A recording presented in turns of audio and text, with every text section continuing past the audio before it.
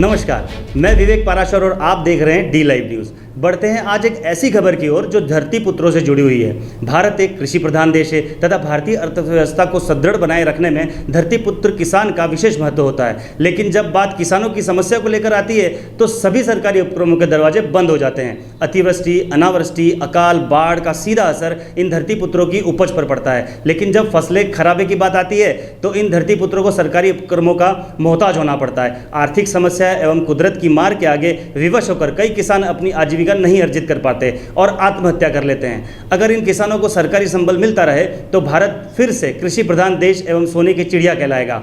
हाल में हुई भारी बारिश ने डूंगरपुर जिले में तबाही मचाई। बीते दिनों जिले भर में हुई भारी बारिश के किसानों के सामने मुसीबत खड़ी होती नजर आ रही है।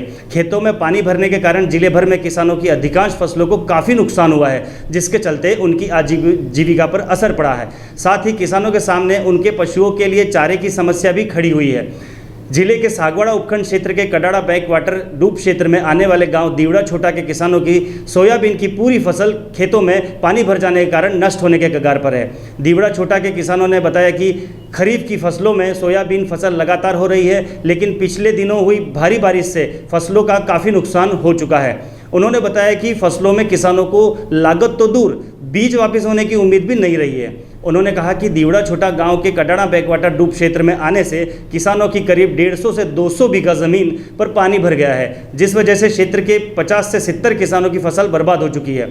किसानों ने बताया कि इस क्षेत्र में इस वर्ष सभी प्रकार की फसलें बहुत अच्छी हुई थी, लेकिन भारी बारिश से फसलों को काफ़ी नुकसान हुआ है। कुछ किसानों की तो धान की फसलें भी पूरी तरह से डूब में आने से खराब हो गई हैं।